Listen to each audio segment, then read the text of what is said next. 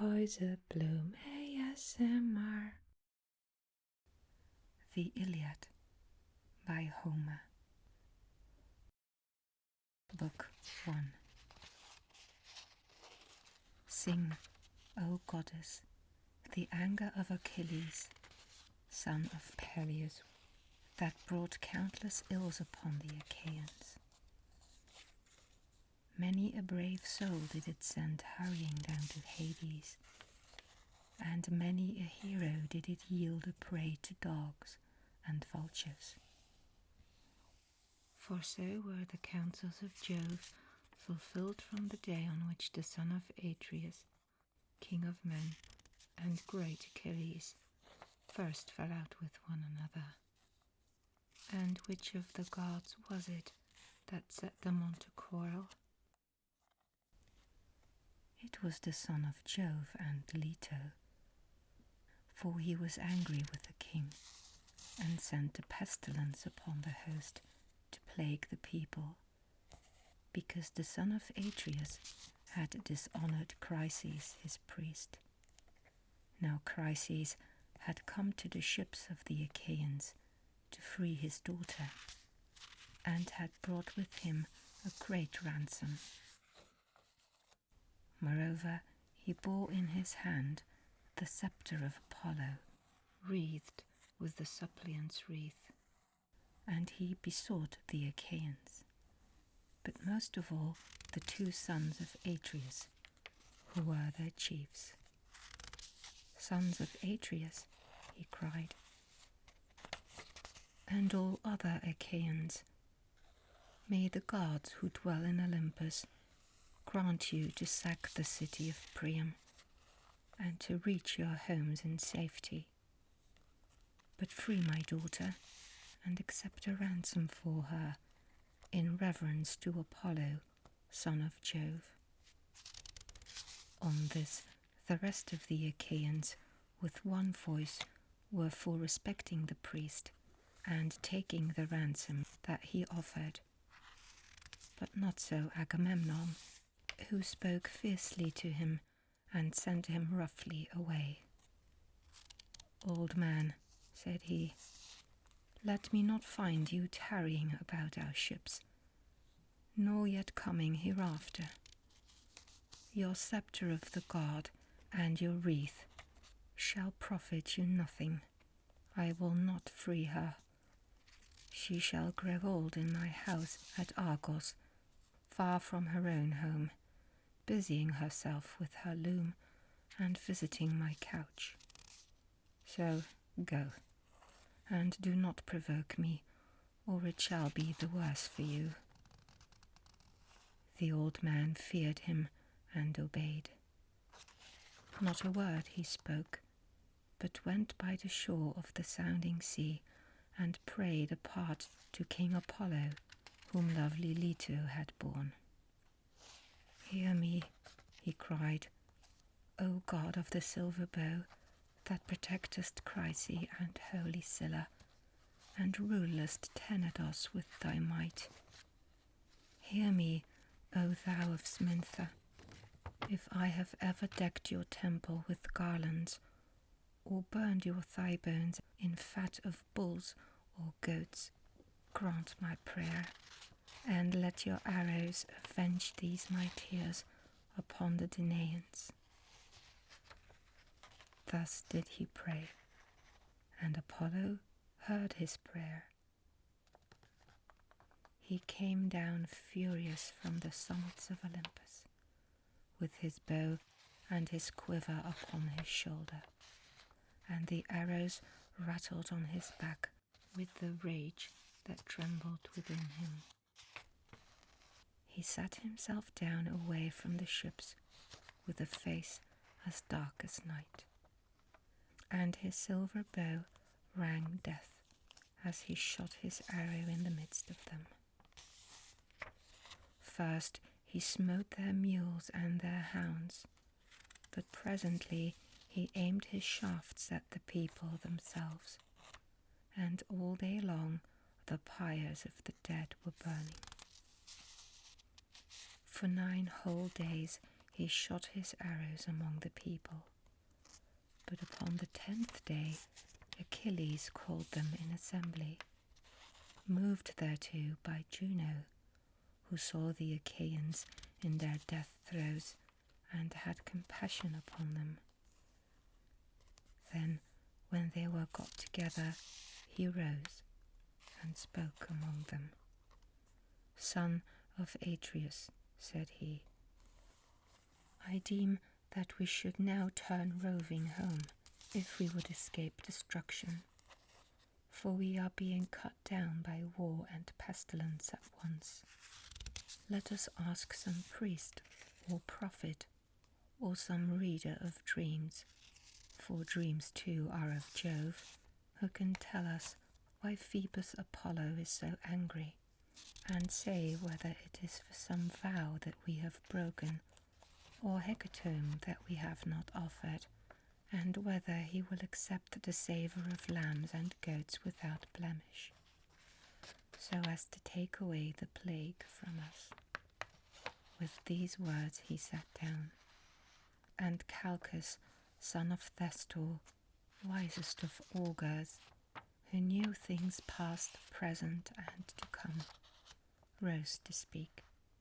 He it was who had guided the Achaeans with their fleet to Iliad, through the prophesyings with which Phoebus Apollo had inspired him. With all sincerity and goodwill he addressed them thus: "Achilles, loved of heaven, you bid me tell you about the anger of King Apollo. I will therefore do so. But consider first, and swear that you will stand by me heartily in word and deed. For I know that I shall offend one who rules the Argives with might, to whom all the Achaeans are in subjection. A plain man cannot stand against the anger of a king, who, if he swallow his displeasure now, will yet nurse revenge till he has wreaked it. Consider, therefore, whether or no you will protect me." And Achilles answered, "Fear not, but speak as it is borne in upon you from heaven. For by Apollo, Calchas, to whom you pray, and whose oracles you reveal to us, not a Danaan at our ships shall lay his hand upon you, while I yet live to look upon the face of the earth. No, not though you name Agamemnon himself, who is by far the foremost of the Achaeans." Thereon the seer spoke boldly. "The god," he said, "is angry, neither about vow nor hecatomb, but for his priest's sake, whom Agamemnon had dishonoured, in that he would not free his daughter, nor take a ransom for her. Therefore has he sent these evils upon us, and will yet send others.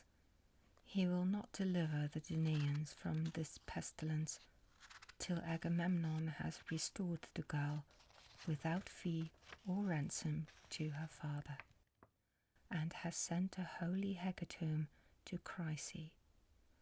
Thus we may perhaps appease him."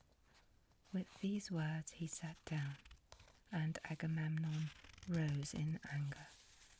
His heart was black with rage, and his eyes flashed fire as he scowled on Calchas and said, "Seer of evil, you never yet prophesied smooth things concerning me, but have ever loved to foretell that which was evil.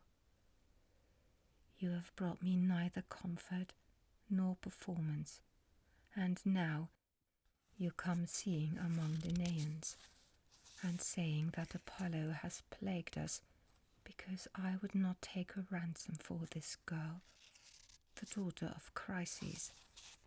I have set my heart on keeping her in my own house, for I love her better even than my own wife Clytemnestra, whose peer she is alike in form and feature, in understanding and accomplishments.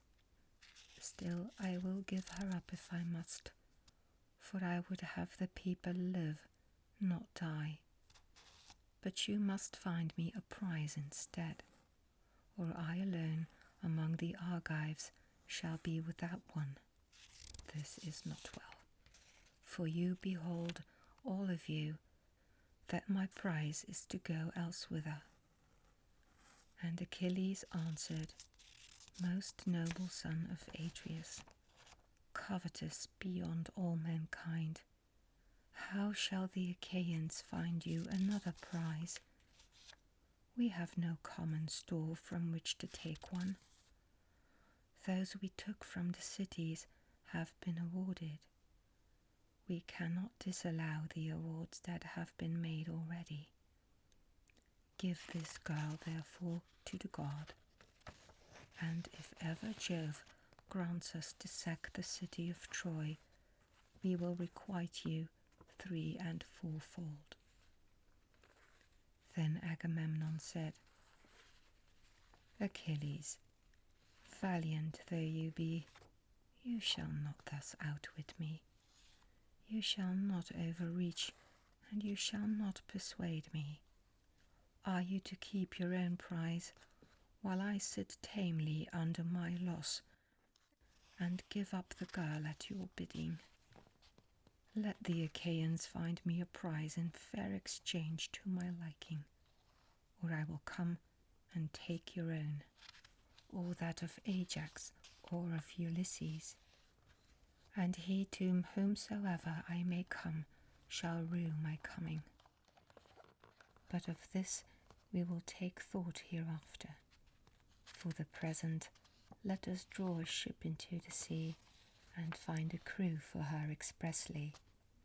Let us put a hecatomb on board, and let us send Chryseis also.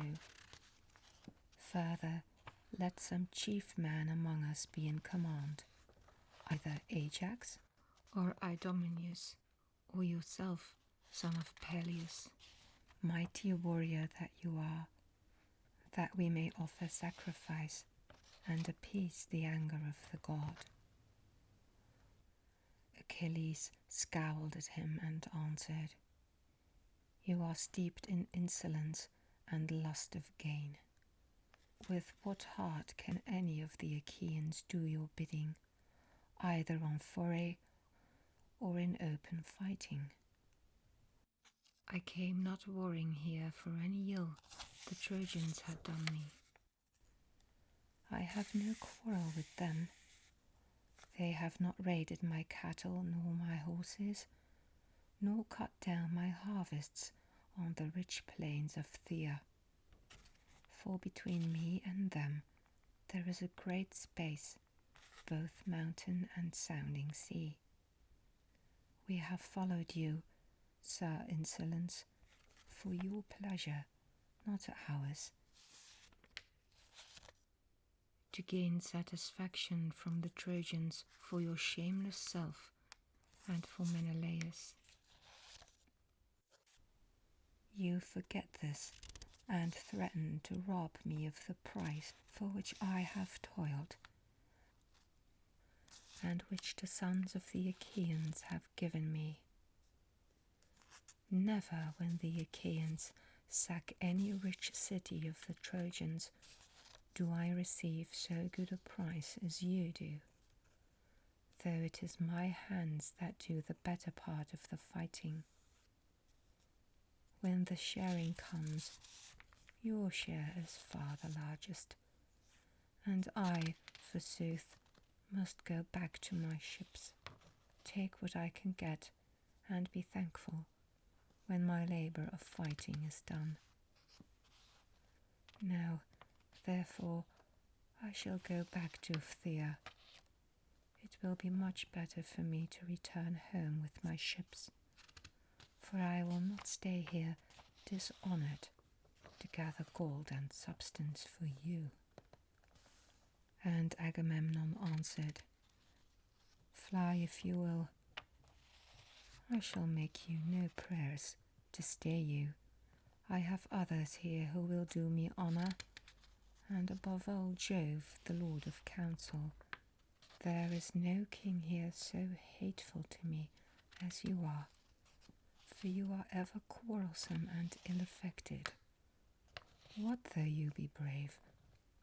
Was it not heaven that made you so? Go home then, with your ships and comrades, to lord it over the Myrmidons. I care neither for you nor for your anger, and thus will I do. Since Phoebus Apollo is taking Chryseis from me, I shall send her with my ship and my followers. But I shall come to your tent and take your own prize, Briseis, that you may learn how much stronger I am than you are, and that another may fear to set himself up as equal or comparable with me. The son of Peleus was furious, and his heart within his shaggy breast was divided whether to draw his sword, push the others aside, and kill the son of Atreus, or to restrain himself and check his anger. While he was thus in two minds, and was drawing his mighty sword from its scabbard, Minerva came down from heaven, for Juno had sent her in the love she bore to them both, and seized the son of Peleus by his yellow hair, visible to him alone, for of the others no man could see her. Achilles turned in amaze, and by the fire that flashed from her eyes at once knew that she was Minerva. "Why are you here?" said he, "daughter of aegis-bearing Jove? To see the pride of Agamemnon, son of Atreus? Let me tell you, and it shall surely be, he shall pay for this insolence with his life." And Minerva said, "I come from heaven, if you will hear me, to bid you stay your anger. Juno has sent me, who cares for both of you alike. Cease, then, this brawling, and do not draw your sword. Rail at him if you will, and your railing will not be in vain, for I tell you, and it shall surely be, that you shall hereafter receive gifts 3 times as splendid by reason of this present insult. Hold, therefore, and obey." "Goddess," answered Achilles, "however angry a man may be, he must do as you two command him. This will be best, for the gods ever hear the prayers of him who has obeyed them." He stayed his hand on the silver hilt of his sword, and thrust it back into the scabbard, as Minerva bade him. Then she went back to Olympus among the other gods, and to the house of aegis-bearing Jove. But the son of Peleus again began railing at the son of Atreus, for he was still in a rage. "Wine bibber," he cried, "with the face of a dog and the heart of a hind. You never dared to go out with a host in fight, nor yet with our chosen men in ambuscade. You shun this as you do death itself.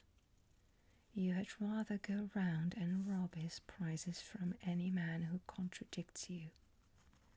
You devour your people, for you are king over a feeble folk.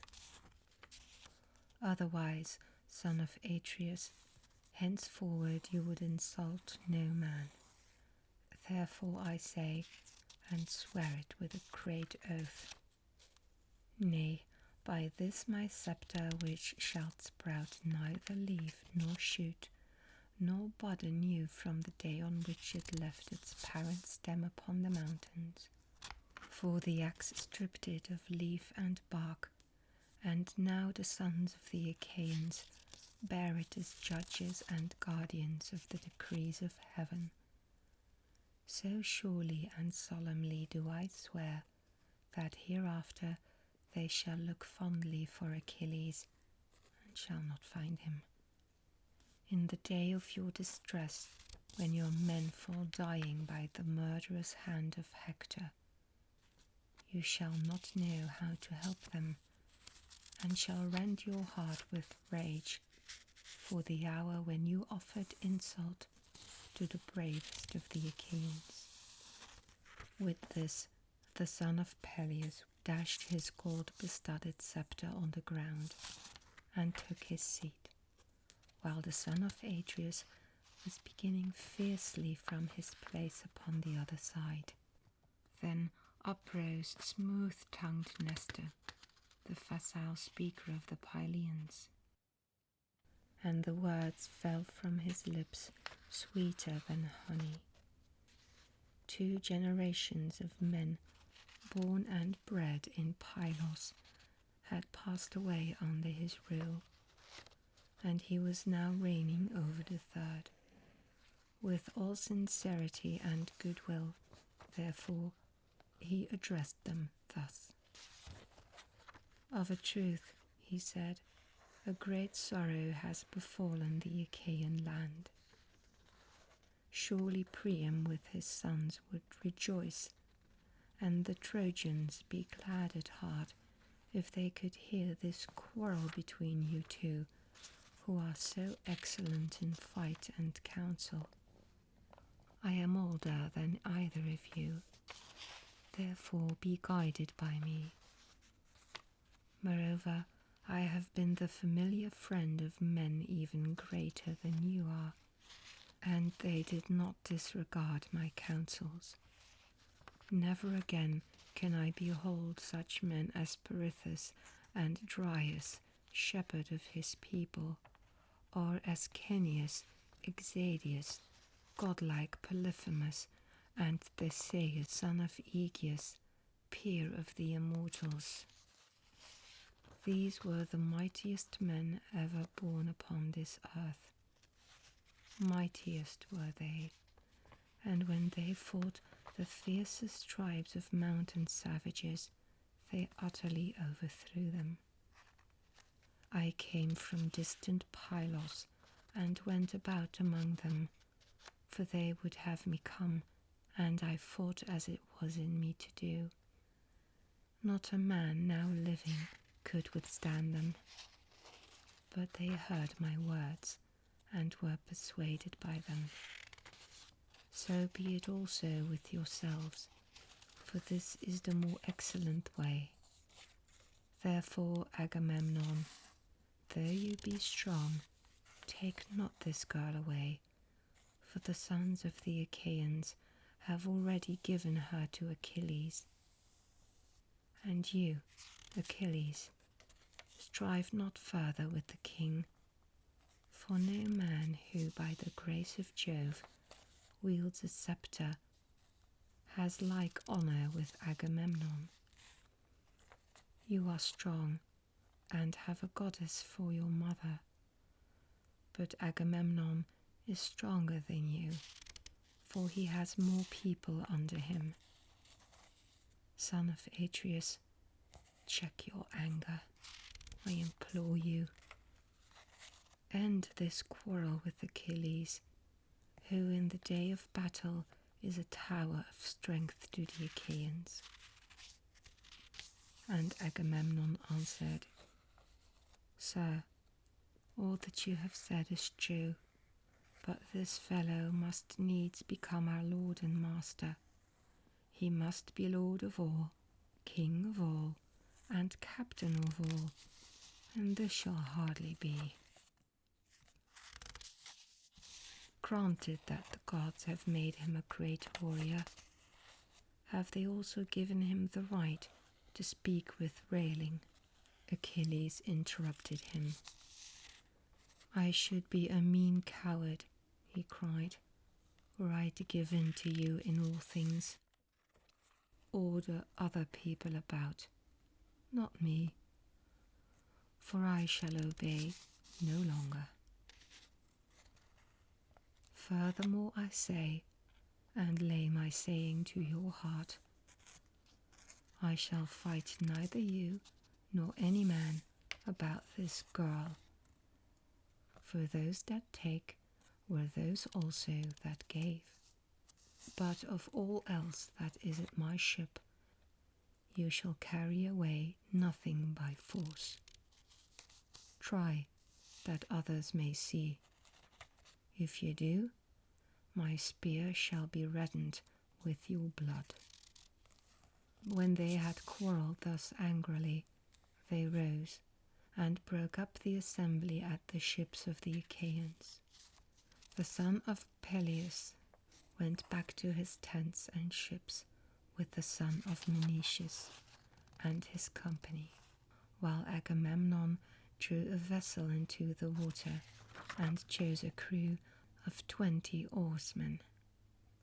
He escorted Chryseis on board and sent moreover a hecatomb for the god, and Ulysses went as captain. These then went on board and sailed their ways over the sea. But the son of Atreus bade the people purify themselves. So they purified themselves and cast their filth into the sea. Then they offered hecatombs of bulls and goats without blemish on the seashore, and the smoke with the savour of their sacrifice rose curling up towards heaven. Thus did they busy themselves throughout the host.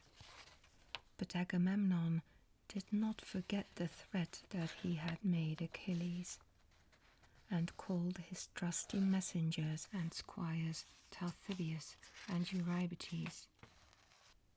"Go," said he, "to the tent of Achilles, son of Peleus. Take Briseis by the hand, and bring her hither. If he will not give her, I shall come with others and take her, which will press him harder." He charged them straightly further and dismissed them, whereon they went their way sorrowfully by the seaside, till they came to the tents and ships of the Myrmidons. They found Achilles sitting by his tent and his ships, and ill-pleased he was when he beheld them. They stood fearfully and reverently before him, and never a word did they speak. But he knew them and said, "Welcome, heralds, messengers of God and men. Draw near. My quarrel is not with you, but with Agamemnon, who has sent you for the girl Briseis. Therefore, Patroclus, bring her and give her to them. But let them be witnesses by the blessed gods, by mortal men, and by the fierceness of Agamemnon's anger, that if ever again there be need of me to save the people from ruin, they shall seek and they shall not find.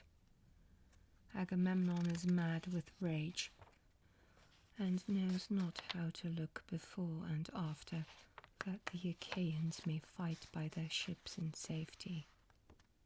Patroclus did as his dear comrade had bidden him. He brought Briseis from the tent and gave her over to the heralds, who took her with them to the ships of the Achaeans, and the woman was loath to go. Then Achilles went all alone by the side of the hoar sea, weeping and looking out upon the boundless waste of waters. He raised his hands in prayer to his immortal mother.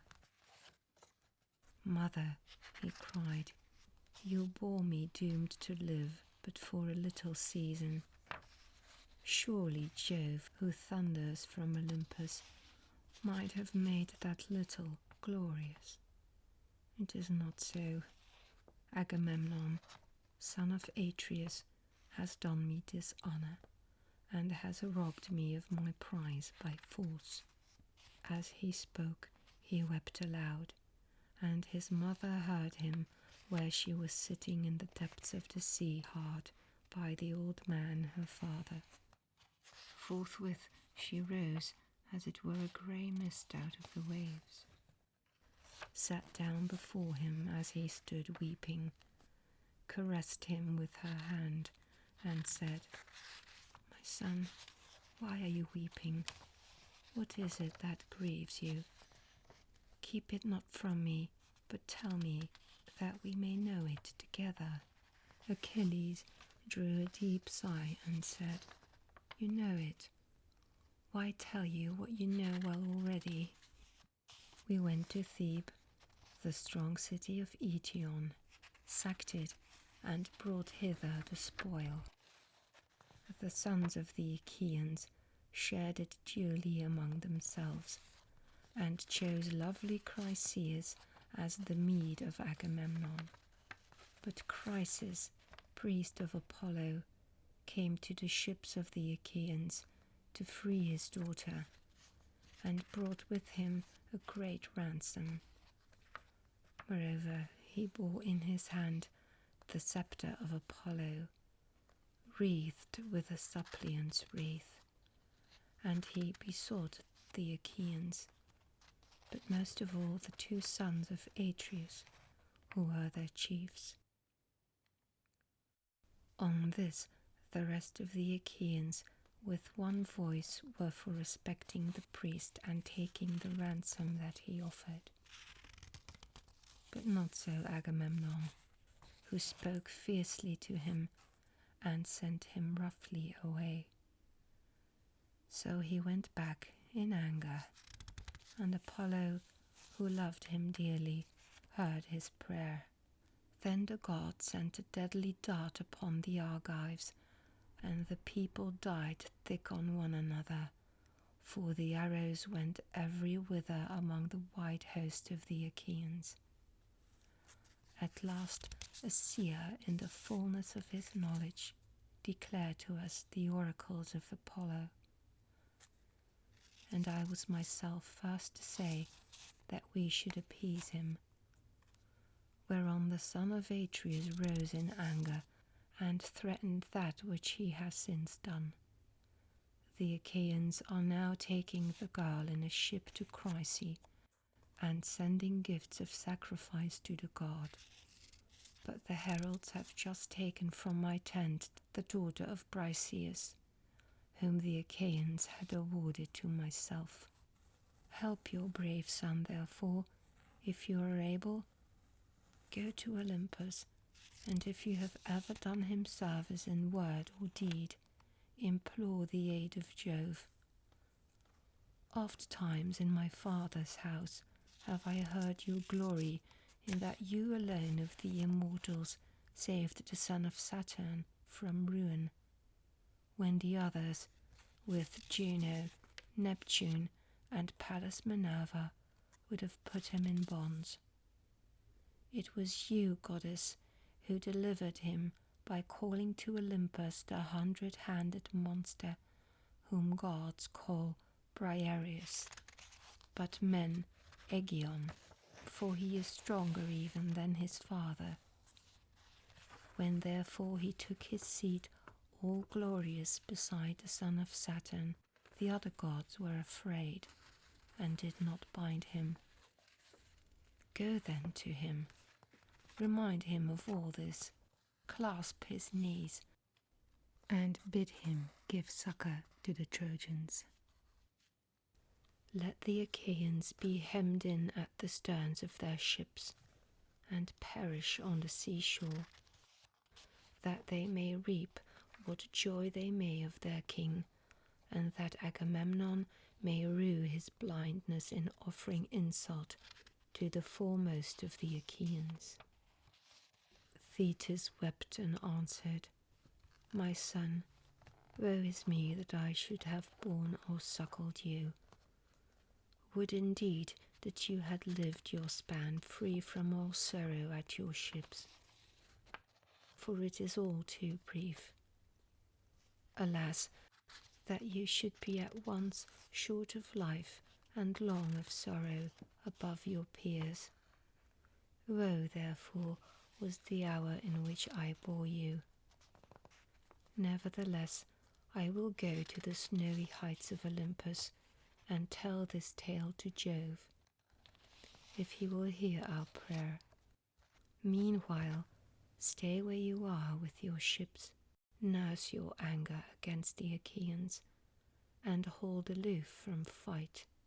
For Jove went yesterday to Oceanus, to a feast among the Ethiopians, and the other gods went with him. He will return to Olympus 12 days hence.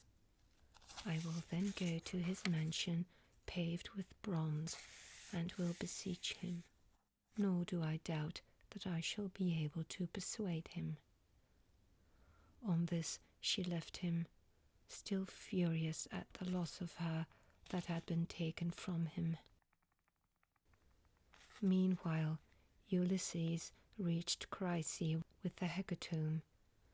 When they had come inside the harbour, they furled the sails and laid them in the ship's hold. They slackened the forestays, lowered the mast into its place, and rowed the ship to the place where they would have her lie. There they cast out their mooring stones and made fast the hawsers. Then they got out upon the seashore and landed the hecatomb for Apollo. Chryseis also left the ship, and Ulysses led her to the altar to deliver her into the hands of her father. Chryseis, said he, King Agamemnon has sent me to bring you back your child, and to offer sacrifice to Apollo on behalf of the Danaans, that we may propitiate the god who has now brought sorrow upon the Argives. So saying, he gave the girl over to her father, who received her gladly, and they arranged the holy hecatomb all orderly around the altar of the god. They washed their hands and took up the barley meal to sprinkle over the victims, while Chryseis lifted up his hands and prayed aloud on their behalf. Hear me, he cried, O God of the silver bow, that protectest Chryse and holy Scylla, and rulest Tenedos with thy might, even as thou didst hear me aforetime when I prayed, and didst press hardly upon the Achaeans. So hear me yet again, and stay this fearful pestilence from the Danaans. Thus did he pray, and Apollo heard his prayer. When they had done praying and sprinkling the barley meal, they drew back the heads of the victims, and killed and flayed them. As soon as they had had enough to eat and drink, pages filled the mixing bowl with wine and water, and handed it round, after giving every man his drink offering. Thus all day long the young men worshipped the god with song, hymning him and chanting the joyous paean. And the god took pleasure in their voices. But when the sun went down and it came on dark, they laid themselves down to sleep by the stern cables of the ship, and when the child of morning, rosy-fingered dawn, appeared, they again set sail for the host of the Achaeans. Apollo sent them a fair wind, so they raised their mast and hoisted their white sails aloft. As the sail bellied with the wind, the ship flew through the deep blue water. When they reached the wide-stretching host of the Achaeans, they drew the vessel ashore, high and dry upon the sands, set her strong props beneath her, and went their ways to their own tents and ships. But Achilles abode at his ships, and nursed his anger. He went not to the honourable assembly, and sallied not forth to fight, but gnawed at his own heart, pining for battle and the war cry. Now after 12 days, the immortal gods came back in a body to Olympus, and Jove led the way. Thetis was not unmindful of the charge her son had laid upon her, so she rose from under the sea and went through great heaven with early morning to Olympus, where she found the mighty son of Saturn sitting all alone upon its topmost ridges. She sat herself down before him, and with her left hand seized his knees, while with her right she caught him under the chin and besought him, saying, "Father Jove, if I ever did you service in word or deed among the immortals, hear my prayer, and do honour to my son, whose life is to be cut short so early. King Agamemnon has dishonoured him by taking his prize and keeping her. Honour him then yourself, Olympian Lord of Counsel, and grant victory to the Trojans, till the Achaeans give my son his due, and load him with riches in requital." Jove sat for a while silent, and without a word, but Thetis still kept firm hold of his knees, and besought him a second time. "Incline your head," said she, "and promise me surely, or else deny me, for you have nothing to fear, that I may learn how greatly you disdain me." At this Jove was much troubled, and answered, "I shall have trouble if you set me quarrelling with Juno, for she will provoke me with her taunting speeches. Even now she is always railing at me before the other gods, and accusing me of giving aid to the Trojans. Go back now, lest she should find out. I will consider the matter, and will bring it about as you wish. See, I incline my head that you may believe me. This is the most solemn promise that I can give to any god. I never recall my word, or deceive, or fail to do what I say when I have nodded my head." As he spoke, the son of Saturn bowed his dark brows, and the ambrosial locks swayed on his immortal head, till vast Olympus reeled. When the pair had thus laid their plans, they parted, Jove to his house, while the goddess quitted the splendour of Olympus and plunged into the depths of the sea. The gods rose from their seats before the coming of their sire. Not one of them dared to remain sitting, but all stood up as he came among them. There then he took his seat. But Juno, when she saw him, knew that he and the old merman's daughter, silver-footed Thetis, had been hatching mischief. So she at once began to upbraid him. "Trickster," she cried, "which of the gods have you been taking into your counsels now? You are always settling matters in secret behind my back, and have never yet told me, if you could help it, one word of your intentions." Juno replied the sire of gods and men, "You must not expect to be informed of all my counsels. You are my wife, but you should find it hard to understand them. When it is proper for you to hear, there is no one, god or man, who will be told sooner. But when I mean to keep a matter to myself, you must not pry, nor ask questions." "Dread son of Saturn," answered Juno, What are you talking about? I pry and ask questions? Never. I let you have your own way in everything. Still, I have a strong misgiving that the old merman's daughter Thetis has been talking you over, for she was with you and had hold of your knees the self-same morning. I believe, therefore, that you have been promising her to give glory to Achilles and to kill much people at the ships of the Achaeans. Wife, said Jove, I can do nothing, but you suspect me and find it out.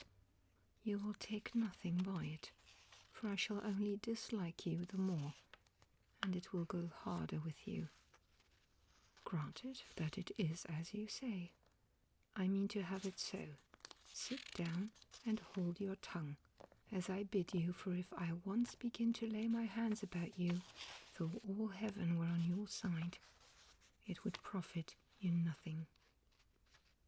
On this, Juno was frightened, so she curbed her stubborn will and sat down in silence. But the heavenly beings were disquieted throughout the house of Jove, till the cunning workman Vulcan began to try and pacify his mother Juno. It will be intolerable, said he, if you two fall to wrangling and setting heaven in an uproar about a pack of mortals. If such ill counsels are to prevail, we shall have no pleasure at our banquet. Let me then advise my mother, and she must herself know that it will be better to make friends with my dear father Jove, lest he again scold her and disturb our feast. If the Olympian thunderer wants to hurl us all from our seats, he can do so, for he is far the strongest. So give him fair words, and he will then soon be in a good humour with us. As he spoke, he took a double cup of nectar and placed it in his mother's hand. Cheer up, my dear mother, said he, and make the best of it. I love you dearly, and should be very sorry to see you get a thrashing. However grieved I might be, I could not help, for there is no standing against Jove. Once before, when I was trying to help you, he caught me by the foot and flung me from the heavenly threshold. All day long, from morn till eve, was I falling, till at sunset I came to ground in the island of Lemnos, and there I lay, with very little life left in me, till the Sintians came and tended me. Juno smiled at this, and as she smiled, she took the cup from her son's hands. Then Vulcan drew sweet nectar from the mixing bowl and served it round among the gods, going from left to right. And the blessed gods laughed out a loud applause as they saw him bustling about the heavenly mansion. Thus, through the lifelong day, to the going down of the sun, they feasted, and every one had his full share, so that all were satisfied. Apollo struck his lyre, and the Muses lifted up their sweet voices, calling and answering one another. But when the sun's glorious light had faded, they went home to bed, each in his own abode, which lame Vulcan with his consummate skill had fashioned for them. So Jove, the Olympian lord of thunder, hied them to the bed in which they always slept, and when he had got onto it, he went to sleep, with Juno of the golden throne by his side.